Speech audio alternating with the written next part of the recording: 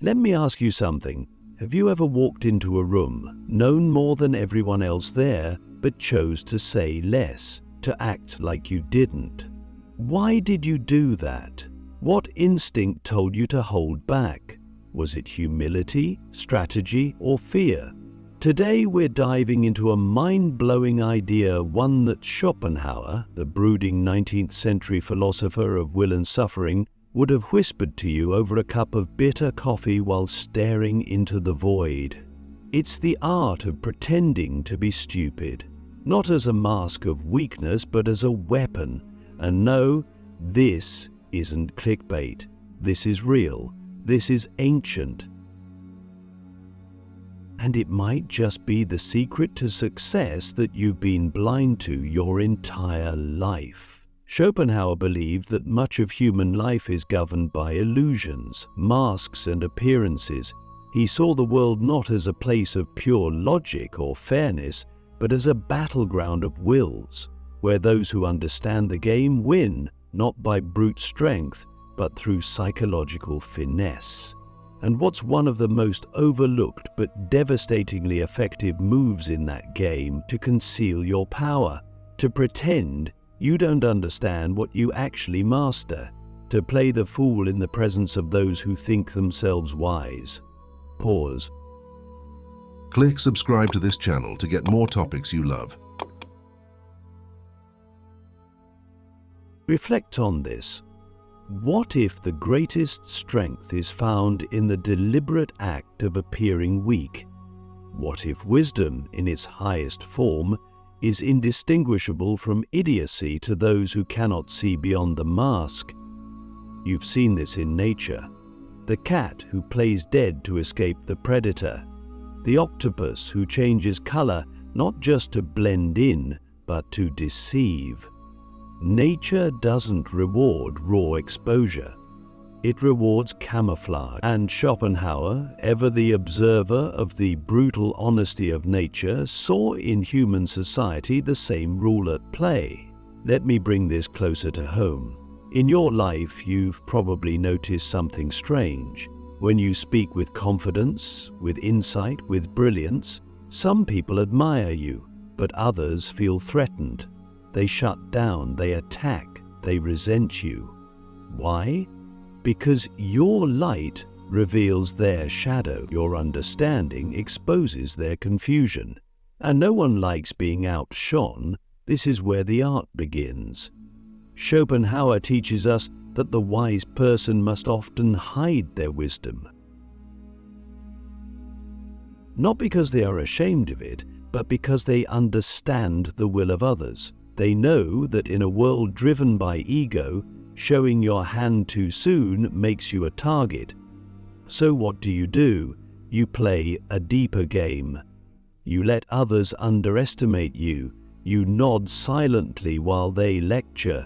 You let them believe they're leading while you quietly steer. You act confused when you understand everything. You pretend to forget what you've already mastered. You pretend to be stupid, but deep inside you're calculating. You're absorbing. You're waiting.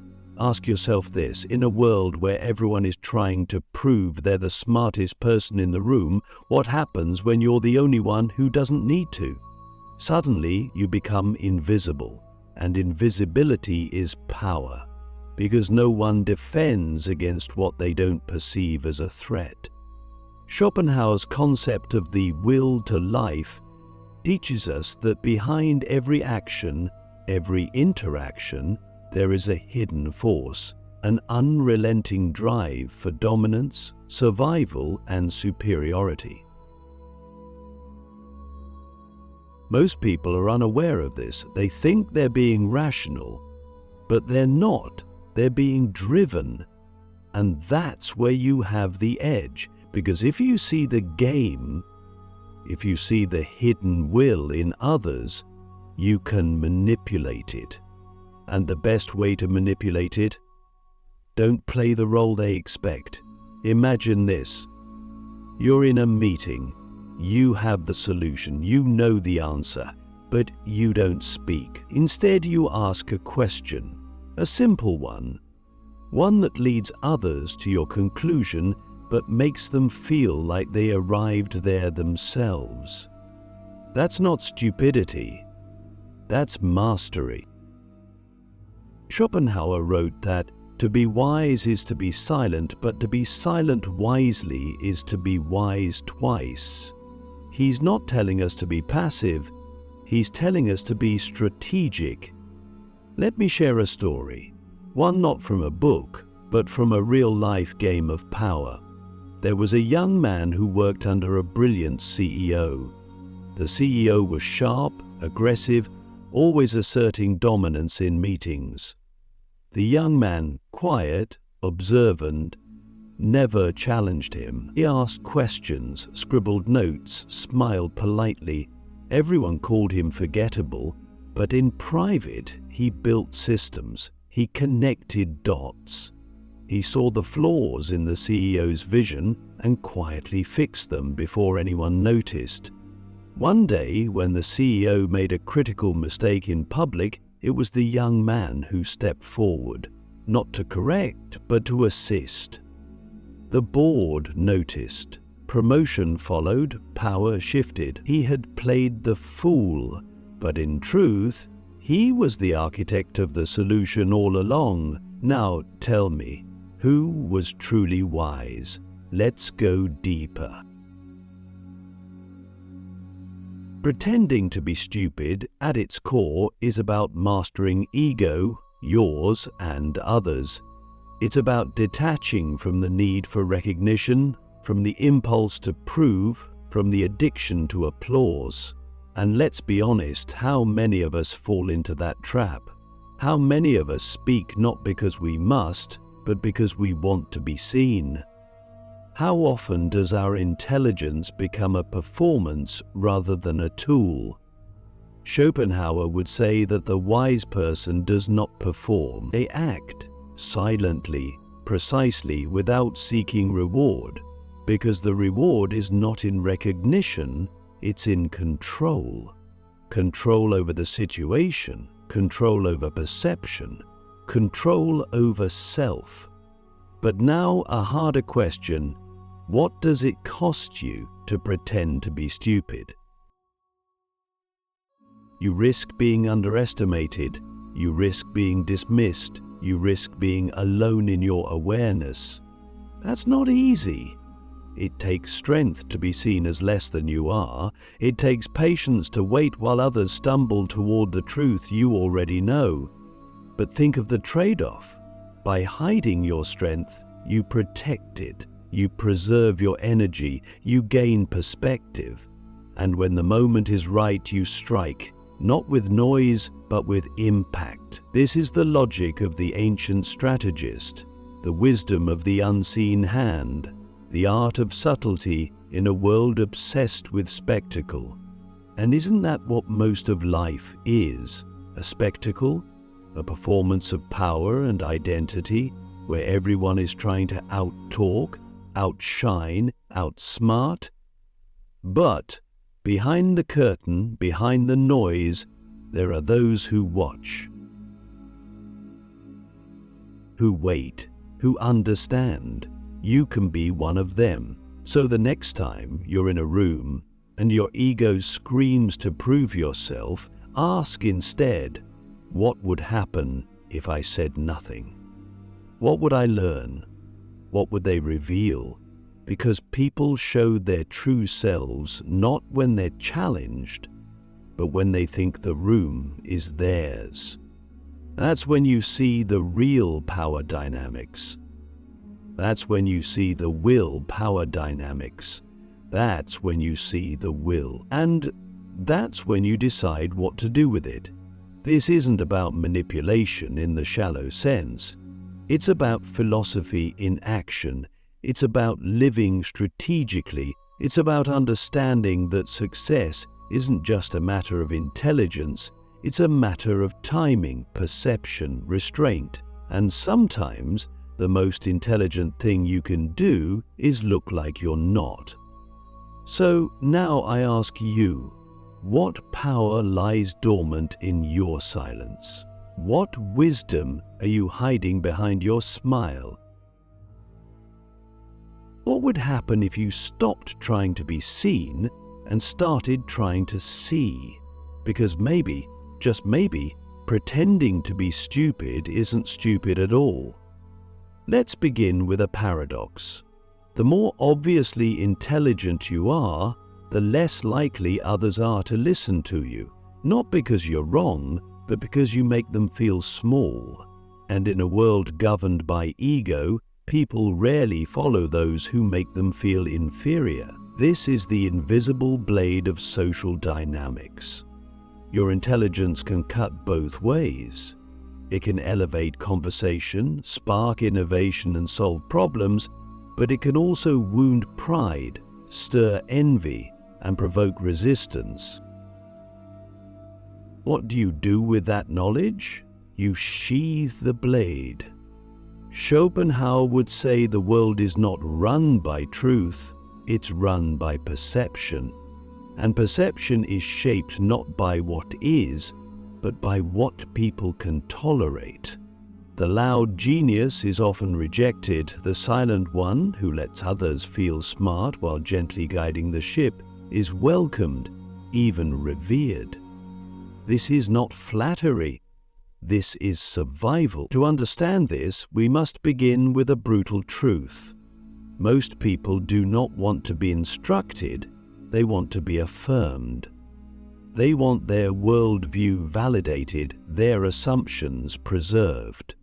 When you speak with too much clarity, too much certainty, too much brilliance, you disrupt their frame. And disruption creates discomfort. Discomfort creates defense. Defense creates distance. And distance kills influence. So what's the solution? You don't lie, but you layer the truth. You package your insight in humility. You ask instead of assert. You let people arrive at your conclusions thinking they did so on their own. This is the art of the invisible blade, sharp but never seen.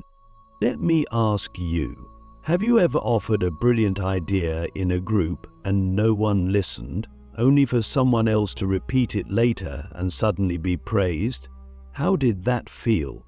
Now, ask yourself a deeper question. Did they steal your idea, or did they finally feel safe enough to hear it when it wasn't coming from you? That's the social price of being visibly intelligent. It's not always envy, sometimes it's fear. Your clarity forces people to confront their own murkiness. Your insight exposes the gaps in their thinking, and unless they're deeply self-aware, which most are not, they will lash out, dismiss, or ignore. Schopenhauer understood this deeply. He saw the world as a hierarchy of wills, each person driven by their own desires, fears, insecurities. And when your intelligence threatens their sense of self, their will resists.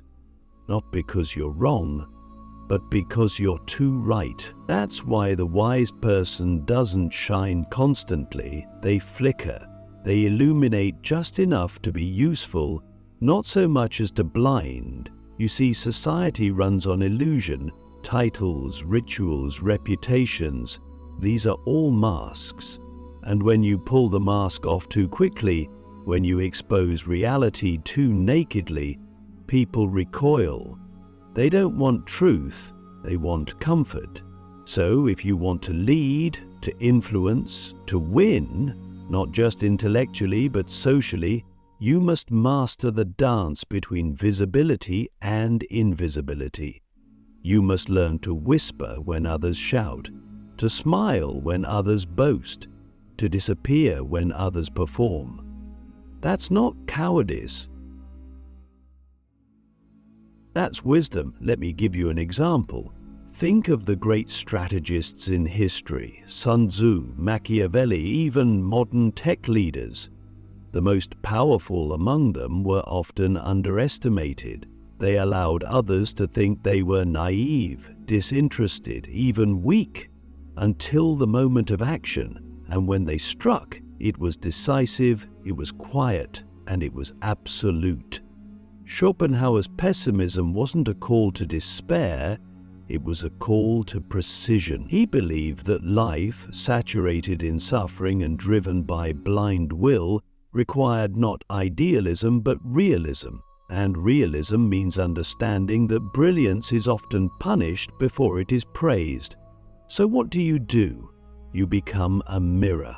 Instead of projecting your intelligence outward, you reflect others inward. You ask questions that lead, statements that invite. You become the person others feel smarter around, not because you're less, but because you've learned to compress your power until it's needed. This is the principle of strategic humility. And it's hard, especially when you know you're right, especially when you see the answer clearly and others stumble in the dark. But hold back, wait, observe, because when you speak only when necessary, people listen. When you act only when vital, people follow. When you pretend to be ignorant, people reveal themselves. And that is the secret Schopenhauer hinted at. The world doesn't belong to the loud, or even the wise. It belongs to those who understand human nature deeply enough to navigate it without triggering its defenses. Now, let's pause and ask, are you willing to let go of the need to impress in order to gain real influence? Can you sit in your own knowledge without needing to display it? Most people can't. That's why this path is rare. But if you can detach from the urge to dominate intellectually, you gain something far more powerful than admiration. You gain access to minds that would otherwise be closed, access to rooms that would otherwise be locked, access to truths that only reveal themselves to those who don't force them. Let me tell you something strange. The people who rise the fastest in many organizations aren't the smartest. They're the most socially attuned. They know when to speak, when to retreat, when to flatter, when to challenge. Their intelligence is not broadcast. It's embedded, camouflaged, woven into the fabric of relationships. In a game of chess, the queen is the most powerful piece. But she's not on the front line. She hides behind pawns, waits for the right moment, then changes the game in a single move. That's you. You are the queen pretending to be a pawn, the strategist pretending to be an observer, the philosopher pretending to be a fool. And if you think this is manipulative, think again. This is defense. This is self-preservation in a world that often devours those who shine too brightly too soon. Even Socrates, the man who shaped Western thought, played dumb. The Socratic method isn't just a way of teaching, it's a way of disarming. By pretending not to know, Socrates led others to truth, and they loved him for it, until they didn't. Until he revealed too much, and they killed him. That's the danger of shining too brightly. The unprepared mind doesn't thank you for the truth, it punishes you for the discomfort. So again, ask yourself, do you want to be right, or do you want to be effective? The great minds, Schopenhauer included, understood this tension. They knew that truth walks a narrow path. Walk it too quickly, you're alone. Walk it with grace, and others follow. Which brings us to a final reflection for this part. What if pretending to be stupid isn't about deception at all? What if it's about patience, about understanding where others are and meeting them there, about planting seeds instead of throwing lightning? Because the rarest kind of intelligence isn't the one that dazzles. It's the one that transforms quietly, invisibly. irreversibly. And to wield that power, sometimes you must pretend you don't have it. Now we arrive at the final movement of this philosophical symphony, where all the hidden threads come together. You've followed us through Schopenhauer's dark corridors of human will, through the veils of ego and perception, and now we stand here, not just to understand the art of pretending to be stupid, but to master it, to wield it with intention, precision, and perhaps most importantly, peace. Let's begin with a simple truth. Strategy is not deception. It is alignment with reality. And reality, as Schopenhauer reminds us, is brutal, chaotic, and fundamentally indifferent to our ideals. In such a world, survival and success don't go to the loudest or even the brightest, but to those who understand how to move with human nature, not against it. And what is human nature? It is insecure, prideful, easily threatened, deeply irrational. It seeks comfort over clarity, affirmation over challenge. It is not a rational machine. It is a storm of competing wills, most of which are unconscious. You, on the other hand, are awake, or at least trying to be. You see the storm, you feel it, and you realize that to survive and thrive in it, you must not shout against the wind, but learn how to sail through it. This is where the true purpose of pretending to be stupid is revealed. It's not about playing dumb. It's not about suppressing your intelligence, it's about stepping into a higher form of influence, where your power is invisible, your impact is quiet, and your mind is free from the need to be recognized. Let me ask you, how often do you speak up just to be seen? How often do you argue just to be right? How much energy do you waste trying to prove something to people who are not even capable of receiving it? Schopenhauer would say that these efforts are not just futile, they're self-defeating, because they tie your peace to the validation of others. And that is the ultimate trap. True inner peace begins when you no longer need to appear wise, when you can walk into a room and say nothing, not because you don't know, but because you don't need to show that you know. That is freedom, and from that freedom flows a new kind of power, not the power to dominate, but the power to shape conversations, outcomes, relationships, not by force, but by flow. Think of the river. It carves through mountains not by aggression, but by patience, by persistence, by subtlety. You can do the same. But to do so, you must abandon the egoic need to be the smartest voice in the room. You must learn to listen with strategic silence. You must learn to ask questions that shift the conversation without owning it. And you must become comfortable with being underestimated. Let's be honest, this is hard. It's hard to swallow your pride when someone less capable is praised. It's hard to hold back when you see a better solution. It's hard to let others think you're slow when you're 5 steps ahead. But remember, the fool who plays the fool is still a fool. The wise man who plays the fool is untouchable because he controls the perception.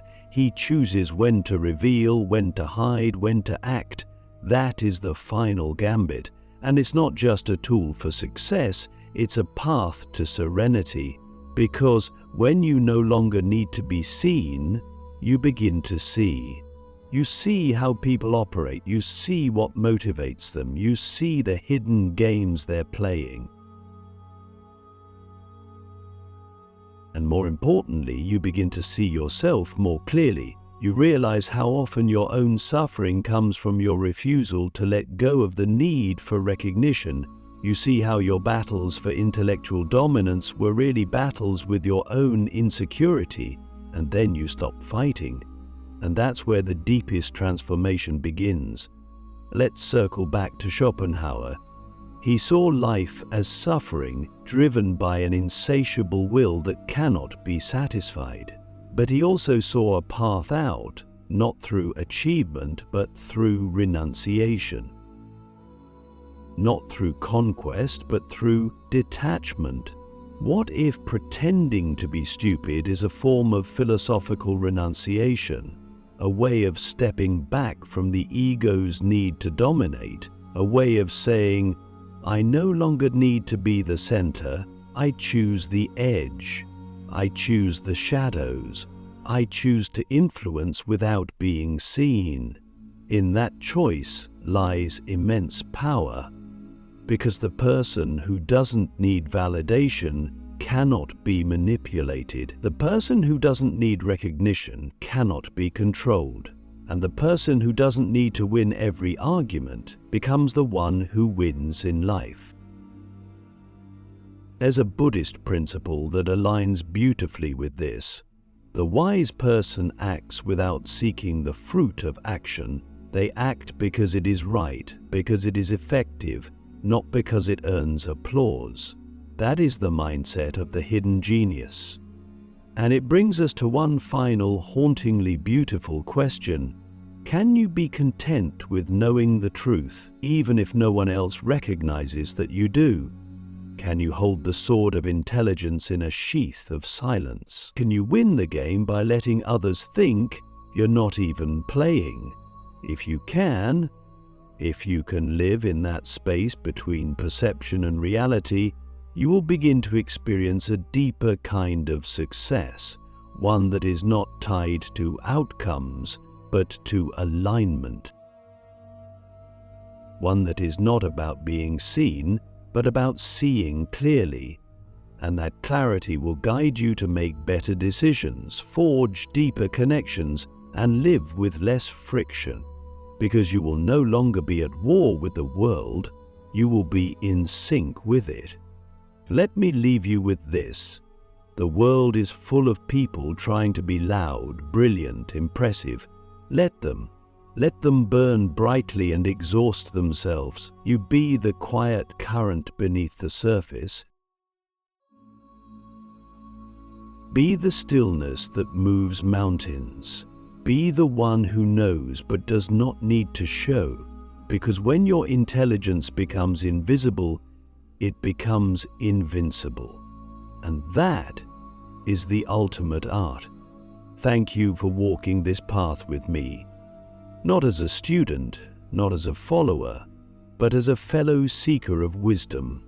Schopenhauer may have handed us the shadows, but it's up to us to find the light within them.